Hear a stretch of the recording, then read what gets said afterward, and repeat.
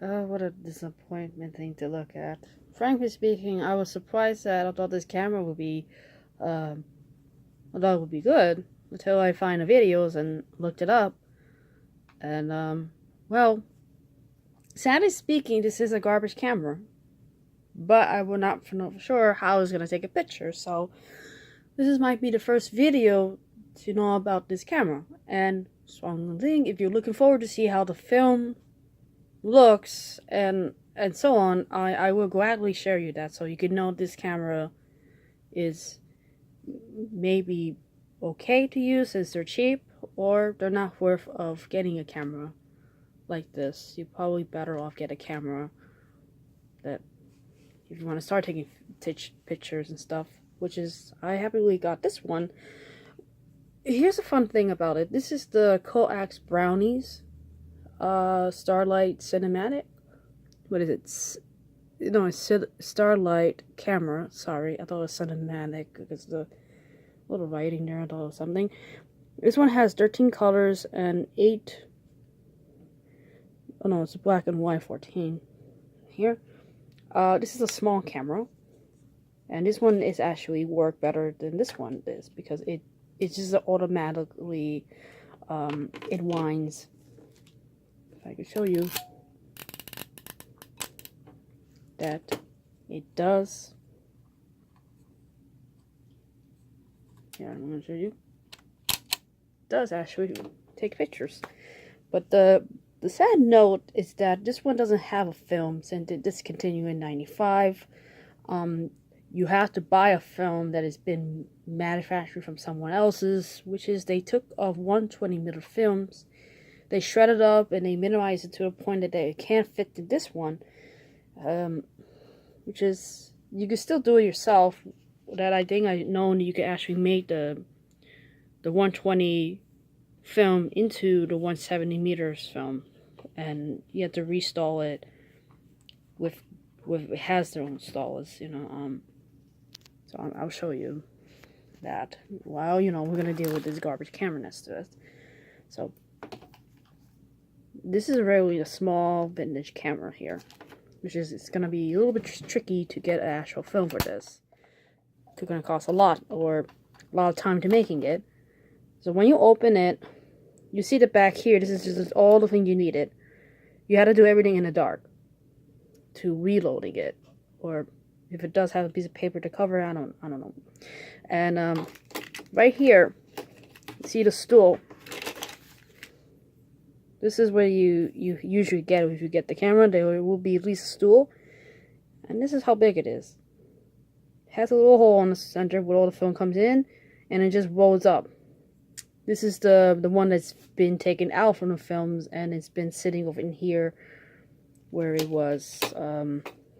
I think that's where the film is. It's been sitting here, and where the film is feeding off is on this other end here. So it's gonna be recycled to this side, and you just keep recycling it.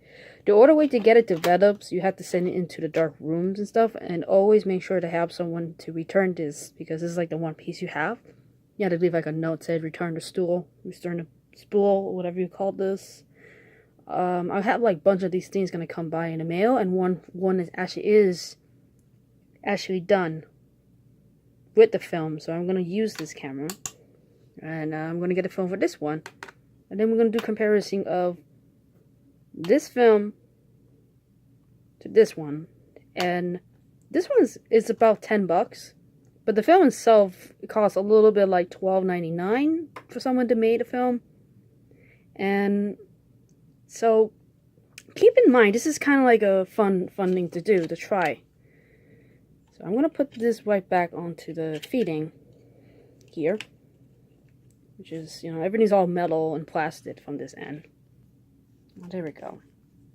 So I put this right here, and now you can see it, that this is where it's going to be feeded off from this end. So that's what you do when you load the film.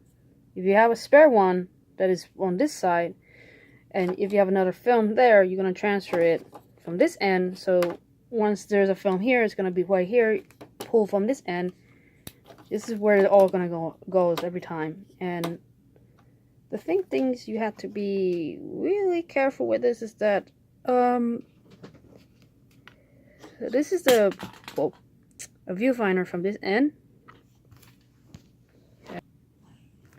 Also, this is a kind of thing, like, once you load it in, this is what it looks like. You gotta, like, really be careful. You gotta make sure this thing is really close. Let me find a... There it is.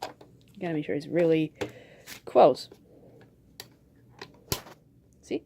So it doesn't pop out. You gotta make sure it's tightly closed in. And this is the only way to keep the film not to get exposed. And then it'll be winding more until you see number 1 on probably this angle. I'm gonna try to do this, but I think this thing, I didn't realize that I don't know what was on top of this. It used to have been a flash, but there is on the side that I'm ordering a flash with it. It's right here. I'm gonna pick that up. I actually ordered it with the 2 light bulbs, so I'm gonna see how I take a picture in the dark. And I also have a camera that I've been saving in. I want to get a film for this one. And this is the Bell & Howell Auto Load Super 8 cameras. I don't know how old is this thing dated, but it was working. You can hear that, it works.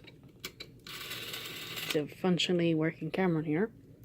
There's no case or anything with that, so I had to use that. I also found a battery for the other camera, for the HDV what is it called?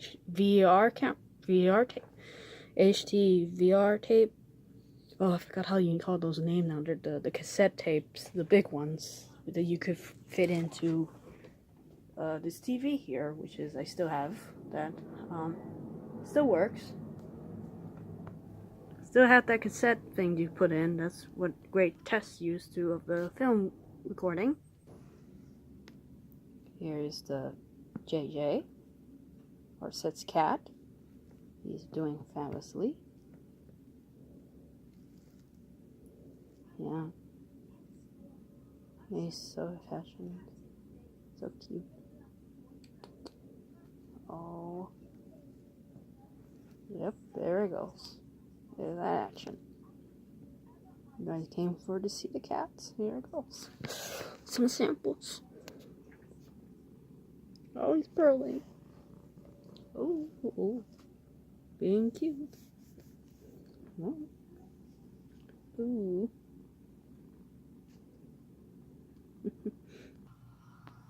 I also have customization figurines and stuff work on.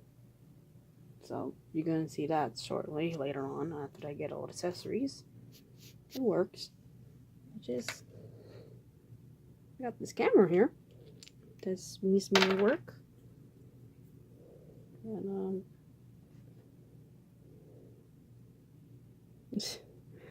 this is so funny.